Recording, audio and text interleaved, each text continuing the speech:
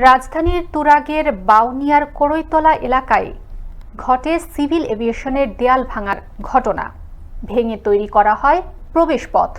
আর এমন কাজের অভিযোগ একটি ফুড কোম্পানির বিরুদ্ধে।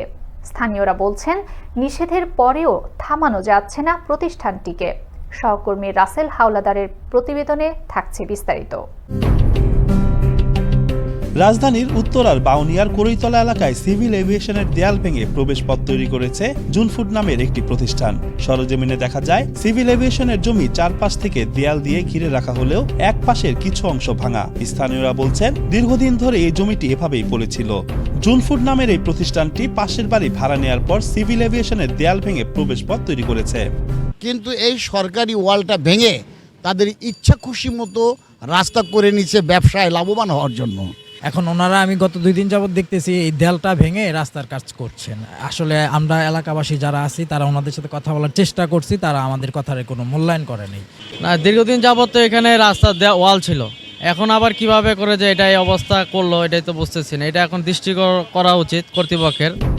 এই বিষয়ে জুনফুডের ডেপুটি জেনারেল ম্যানেজার সাইফুল ইসলামের কাছে জানতে চাইলে তাদের অনুমতিপত্র আছে বলে জানান তিনি। তবে অনুমতিপত্র দেখতে চাইলে তা দেখাতে ব্যর্থ হন প্রতিষ্ঠানটির এই কর্মকর্তা। পরক্ষণে সংবাদকর্মীকে তার প্রতিষ্ঠানে ডেকে চলে ম্যানেজ করার চেষ্টা। আবার থেমে গিয়ে মনে হলো যে তাহলে গ্লাস লাগাই দিই, ইনট্যাক্ট করে দিই, যাতে ধুলাবালিটা না আসে। এই হচ্ছে আপনি সহজ স্বীকারোক্তি।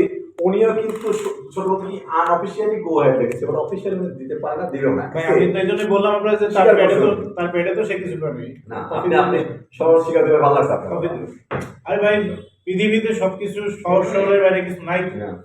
যে যত কিছু হাইড করবে তত ঝামেলা। এনে বিজনেস তো আপনার করেন, আমরা সবাই মিলেই করি। বাংলাদেশে কমার্শিয়াল স্পেস আছে মতিঝিল, কমার্শিয়াল স্পেস।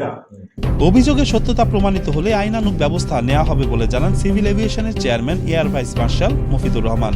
আমি তো জানা নেই, অন্যায়ভাবে করলে তো আমরা তাকে আইনি ব্যবস্থা নিব।